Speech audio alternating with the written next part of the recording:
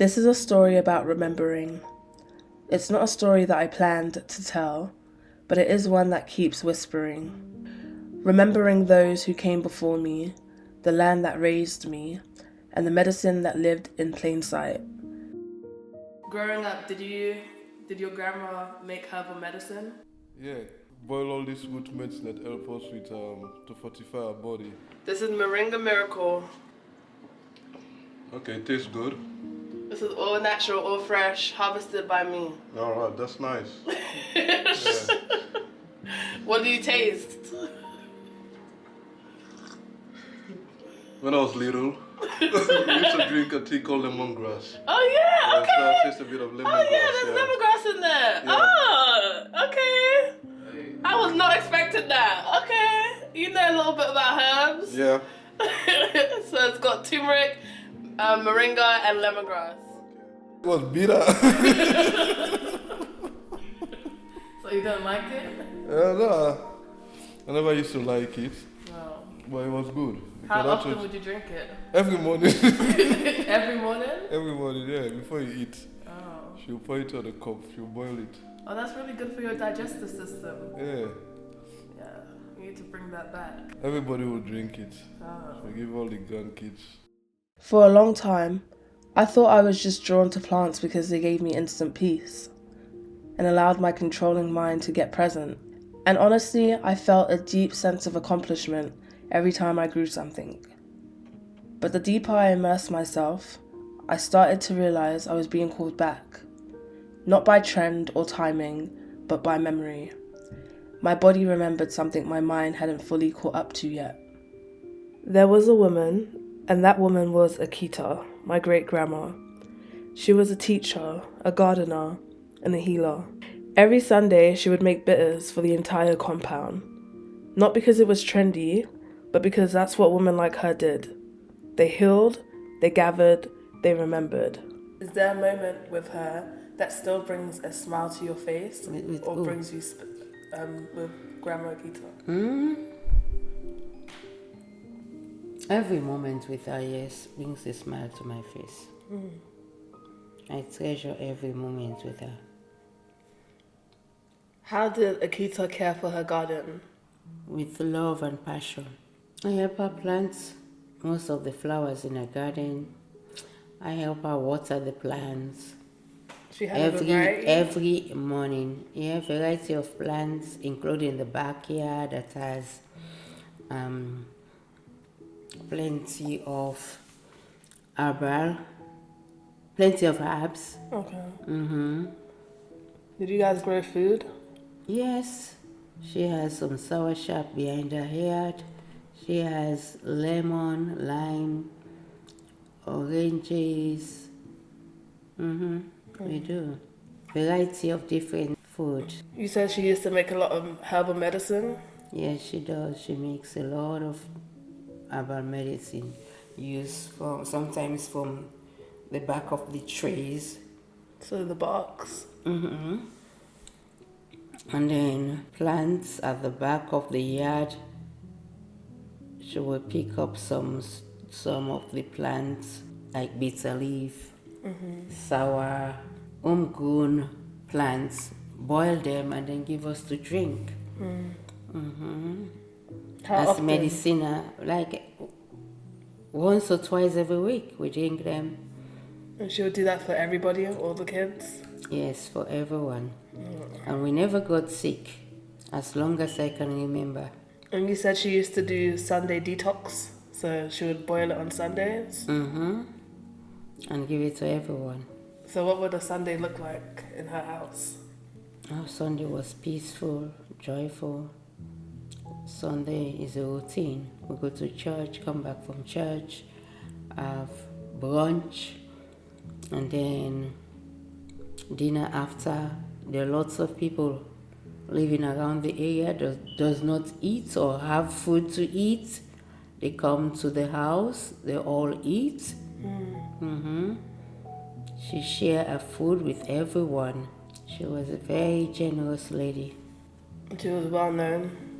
Well known all over. She's known as Mommy to everyone in the area, in Freetown, she's well known by every kid, every parent, every man, every woman.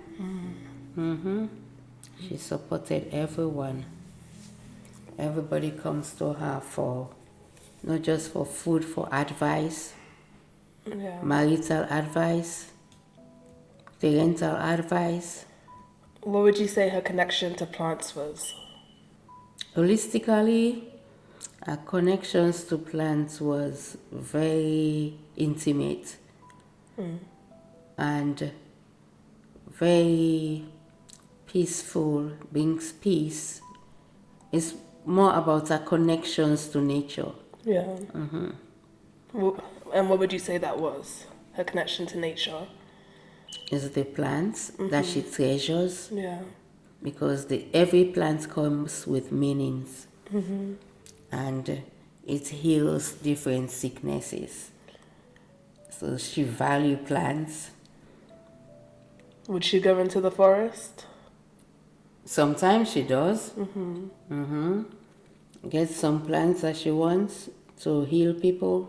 But most of them she got his plants behind the backyard. And she always knows where to go get it because she knows someone who has some leaves, some plants in their home, Yeah.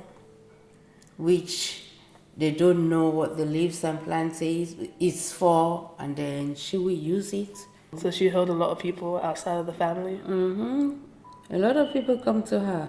Like if they had a sickness or something? Even though we had a doctor in the family. I always say that my mentor, Journey, she's a brilliant herbalist and forager in New York, but I always say that she expedited my journey of remembering. She didn't just teach me how to forage, she reminded me that I already knew. To witness her was medicine itself.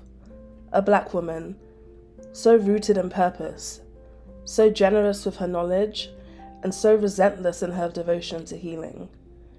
It shifted something within me. It made the work not only feel possible, but also mine to claim. The thing I love about Journey is that she doesn't perform. She embodies it. She gives freely, gives deeply, and gives without shrinking. When it comes to foraging in New York City, Journey has honestly been one of my biggest inspirations. Seeing her do it and take up so much space meant that I could too. My great-grandma did not talk about plants the way we do today. There were no Latin names or Instagram recipes. She just knew. She knew what roots to use to calm the spirit, what leaves to quiet the heart from grief, and what flowers to steep when sleep refused to come. This is Black Eye Susan. She's literally, I would say, Echinaceia's cousin or sister.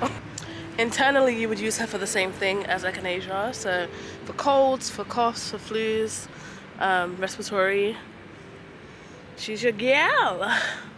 Yeah, but I've just harvested a ton, and it doesn't even look like a ton in comparison to this entire field. Like, what? But I'm gonna dry them when I get home, and I'm gonna figure out what I'm gonna do with them. I'm either gonna use them for a skincare product, or I'm gonna use them for a tea blend. One of the two. We shall see. But yes, I'm having so much fun. So much fun. Look at this abundant basket. I just feel like this is the lifestyle that I'm supposed to live, and it's in my destiny. So I embrace it and embody it fully, you know? I know my ancestors were harvesting with baskets, you know? So even when it comes to imagery and you seeing people who, what's it called? What was I gonna say? I feel like when you look on Pinterest and whatnot, you usually see white people with the baskets, not the black people. So low-key, I'm trying to change the narrative. High-key, changing the narrative. We all use baskets, all right? But yes, oh my gosh, this is so fun. Echinacea has not popped up yet, but she is on her way. When I was 4, I had really bad eczema. My great-grandma would ship roots from Sierra Leone, and every time my mum boiled them, I would cry because swallowing them was actually a joke. They were so bitter. It's so funny because now I thank herbs for introducing me to the medicine. even when I didn't understand what I was receiving. All of these memories flood my mind, causing me to remember. The thing about nature's quick and on time. And if you're not on time, you snooze, you lose. Because literally a week ago, a week ago, this was all elderflower. Now they're elderberries. As you can see, the berries are coming through. You snooze, you lose, you know? But that's why it's really important when you harvest elderflower, take a little bit from each tree because it will affect the growth of the berries, you know? Yeah, but wow.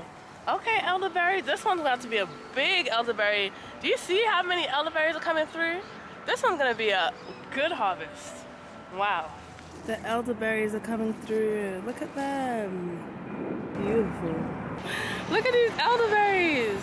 My introduction to foraging has always felt like a return, a remembering without needing the full explanation.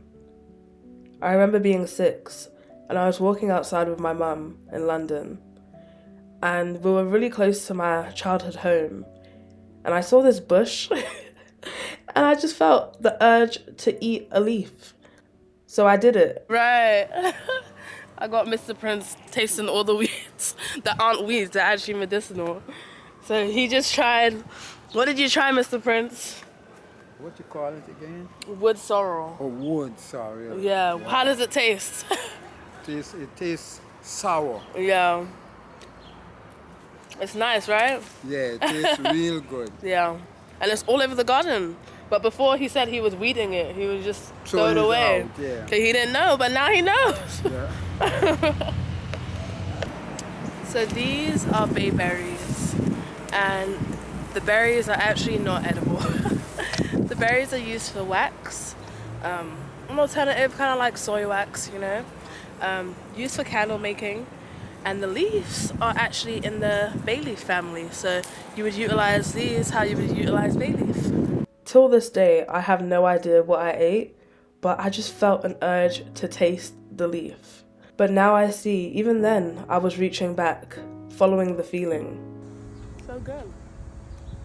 It's elderflower season, my favorite. I love elderflowers. For a long time, I couldn't understand why this was all I wanted to do. Just be in the dirt, be with the plants. But the more I followed the feeling, the more the pieces revealed themselves. What the hell? These are just berry stains. Like, what the hell? My hands and my feet.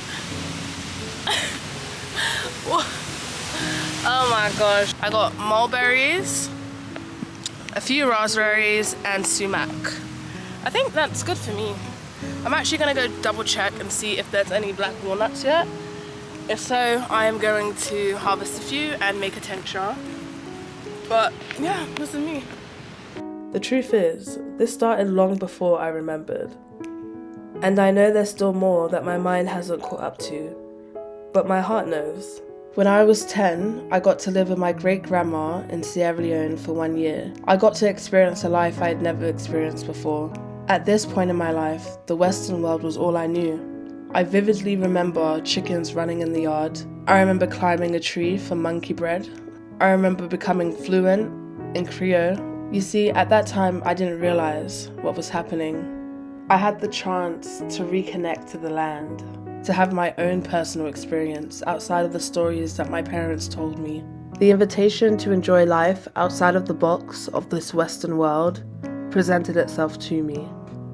For a long time, I've seen myself facilitating retreats, and I got to co-facilitate my first one in Jamaica in March. It was called Into the Bush, and what a beautiful experience it was. To hold space for others to let go, be in joy, reconnect, and remember truly felt joyful and on purpose. And in that moment, I realized this is something that I see myself doing for a very long time. Yeah. Right.